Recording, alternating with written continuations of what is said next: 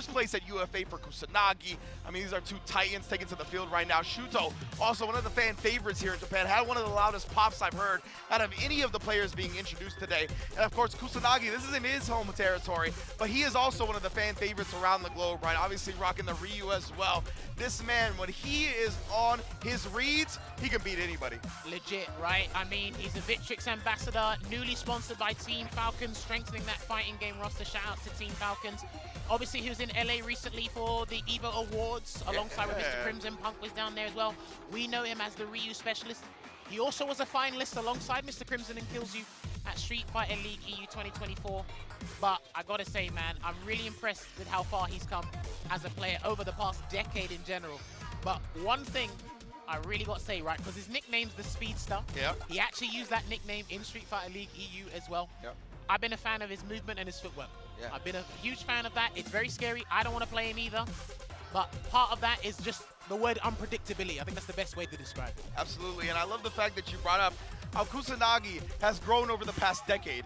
Despite being, what, early 20s? He's one of those, right? He is a second-generation fighting game player. That's how long we've been playing some fighting games now, where people who started playing fighting games have children that go on to play fighting games.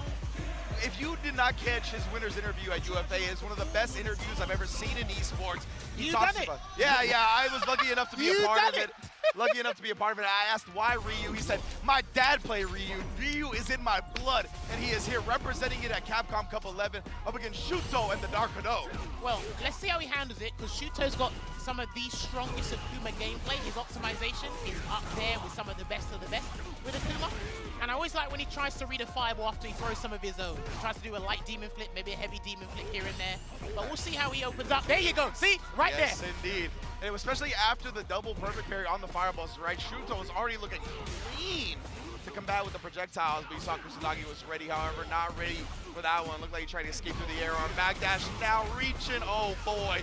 Can't do that against Akuma. You'll die real quick. Oh yeah, gotta be careful, man. And again, as we like Kusanagi's movement, what you got respect about SHUTO, Logan highlighted this before in Singapore, but I think you guys brought up in general. His usage of standing light punch and standing light kick in neutral, absolutely phenomenal. Yeah, one of the best to do it, and I think that's so important in Street Fighter in general, be able to have that fast walk speed, know how to pick your spots with the lights, and then going in. This is the time where you said, right, after his own fireball, looking at Demon flip in. That's exactly what happens here.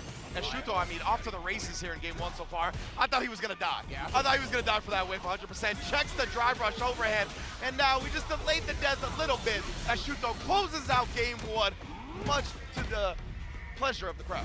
There you go, gonna dunk on him with the sip of calamity there with the Super Art 3, a very rapid game, and it didn't look like, or it didn't feel like Kusanagi was playing bad, but that's how much these games just flow by.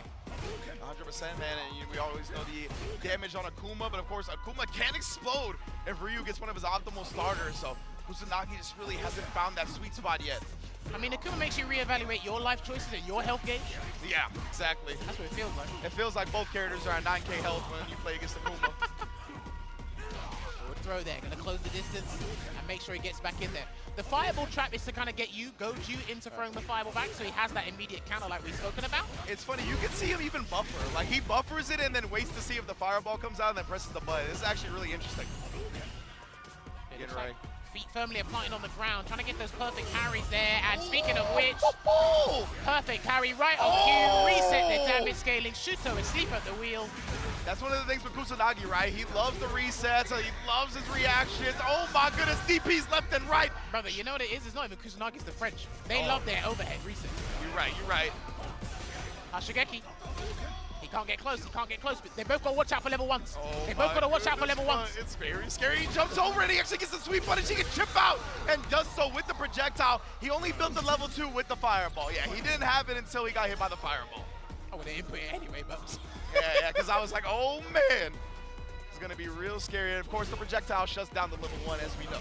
All right, gets dunked in the face with a conversion into the high blade kick and stores up a Denjin charge there for later safekeeping. Oh man. Once again, though, beautiful throw baits set up by SHUTO. Obviously, Akuma gets such a high reward from those. Okay, trying to stagger that pressure there after the amplified Shigeki there, but he will store up once again here, Ridge. One stand fierce in his curtains. Yeah, exactly. I mean, that health bar is going to disappear real quick. Maybe even immediately.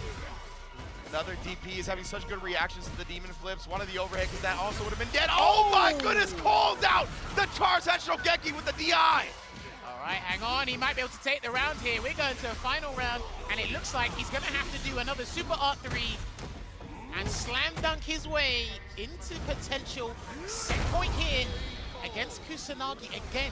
He's not playing badly. He's not. Not playing badly, Kusanagi. But the way players have been so informed of their opponent's resources and how those resources are going to affect their decisions, so impressive here at Capcom Cup 11. Oh, he waited. Oh, that's huge. That is massive. All right. I mean, it's not over, but it's going to be long for Mans to take one out of your book.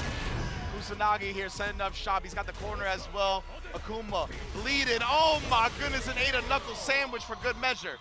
All right, so one piece of the scores on the doors at the moment here, but what I feel from Kusanagi's gameplay is laser focus. We've got a strategy, but there's also disrespect. Yeah. He's not, it's like he's looking through SHUTO, not at him. Yeah. Because he's waking up, he's getting hit by DPs, he's still getting hit by certain straight hits that convert into big damage. Got to show a little bit more signs of discipline and respect there, I feel. I do feel like, oh my goodness, that was actually a really sick spacing trap. Getting the drive rush whip punish afterwards. But Kusanagi, that's a little bit part of his game, I feel like, right? Like the disrespect aspect. Trying to throw off his opponent. It could be SHUTO or Johnny Donuts. He's going to play him the same way. And he got hit again. He studied the tapes. He knows some of this Hashigeki pressure is not real, susceptible to drive impacts. I love this from SHUTO, right? This is the luxury you're afforded when you see the group stage. You can research players, research their characters, and no, so unfortunate, but he didn't wait till he was grounded. That's one of the annoying things about trying to punish a Tatsu from Ryu there. You could get a forced knockdown by accident, but it doesn't matter. It's completely irrelevant because he won't need the bar, and it's deja vu all over again with SHUTO putting himself at set point against Kusanagi. Playing it nice and slow now. Kusanagi obviously knows SHUTO's on set point.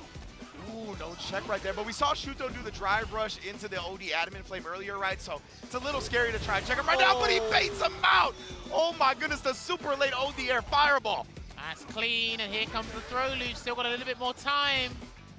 One button will do it, and he's trying to perfect parry that button. You gotta be careful, man, because he might pile on those throws again. Oh my, the fierce starter. Not gonna spend too much meter just yet. He just wants the advantage. Gets it off of the crouch medium, kick into the Hashogeki. Now the level 3, got the life lead. But if SHUTO comes up with the right choice, he's won the set. Yeah, exactly. One hit spells the end. There's the light. Do not throw a fireball back. Please be careful. Oh, okay, he blocked the overhead. He's nearly a burnout, and he can't do anything about that. He cannot do anything about that. Yeah, 0 meter on deck. He's got to look for a time to jump out of this corner, but he's not going to find it. SHUTO, much to the delight of the crowd, takes the set 2-1 over Kusanagi. You know what it is. There you have it. Preserved all that meter for the biggest and finest combos to instill fear in his opponents there. And SHUTO does take it over Kusanagi. 2-1, nail-biting set. I could feel all those heavy punches from here, and I'm not even playing. Yeah, absolutely. I mean, we knew, right? An explosive match.